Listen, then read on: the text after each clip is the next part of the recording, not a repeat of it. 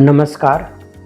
Kidney का एक काम ये भी है कि वह कैल्शियम के लेवल को नियंत्रित करता है और कैल्शियम के उतार चढ़ाव में भी किडनी का रोल है। अगर कैल्शियम का लेवल हाई हो जाए तो उसे हाइपर कैल्सीमिया बोलते हैं और हाइपर कैल्सीमिया बहुत बार तो किडनी के गड़बड़ी से होता है और बहुत बार किसी और कारण से भी अगर हाइपर कैल्सीमिया हो जाए तो वो किडनी को डैमेज कर सकता है। तो हाइपर कैल्सीमिया एक इम्पॉर्टेंट टॉपिक है जो हम नेफ्रोलॉजिस्ट डील करते रहते हैं आए दिनों पे। तो कैल्शियम बढ़ने के जो मुख्य कारण हैं वो मैं बताता हूँ।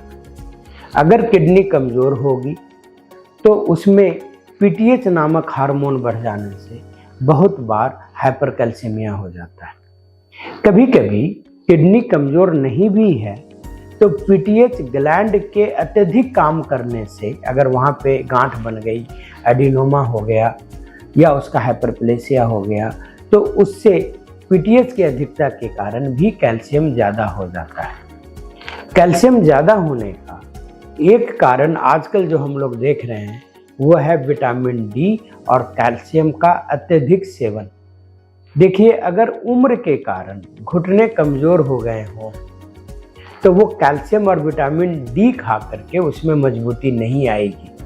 तो आजकल जो प्रचलन है, आजकल टीवी में ऐड देख करके लोग कैल्शियम और विटामिन डी की गोलियां जो ज़्यादा खाने लगे हैं, इससे भी हाइपरकैल्सीमिया के केसेस काफ़ी देखने को मिल रहे हैं। एक हाइपरकैल्सीमिया का कारण होता है, एक बीमारी है जिसे बोलते हैं माइलोमा। यह बोन मैरो का एक कैंसर होता है और इसमें हड्डियों से कैल्शियम का रिसाव होता है और हाइपरकैल्सीमिया हो जाता है। ग्रैनुलोमेटस डिजीज एक ग्रुप है जिसमें अंदर शरीर में बहुत जगह गांठ हो जाती है और उस गांठ के प्रभाव से भी बहुत बार हाइपरकैल्सीमिया हो जाता है। और हाइपरकैल्सीमिया में, ग्रैनुलोमेटस डिजीज में सबसे कॉमन बीमारी है सार्कोइडोसिस।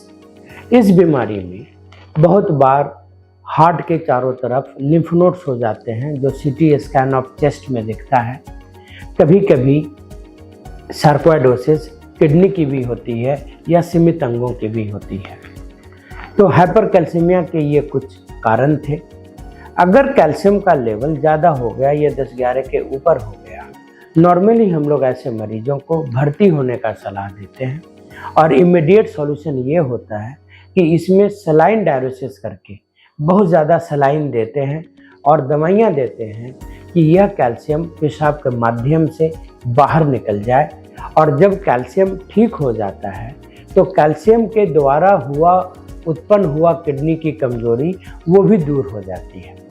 तो आमतौर पे अगर ये देखने को मिलता है कि कैल्शियम 13-14 है, पेशेंट को मैंने दाखिल कर लिया, कैल्शियम के कारण जो उनकी कमज़ोरी थी वो उचित दवाइयों से कैल्शियम भी ठीक हो जाता है और किडनी भी ठीक हो जाती है। तो ये हम लोग आम तौर पे इसका ट्रीटमेंट हम लोग करते रहते हैं। इस बीच में जांचें भेज दी जाती हैं जिन चीज़ों का हमने नाम लिया। अगर माइलोमा है या सार्कोइडोसिस है या विटामिन डी टॉक्सिसिटी है तो सबों का ट्रीटमेंट अलग होगा और बहुत बार उचित इलाज से कैल्शियम ठीक हो जाता है।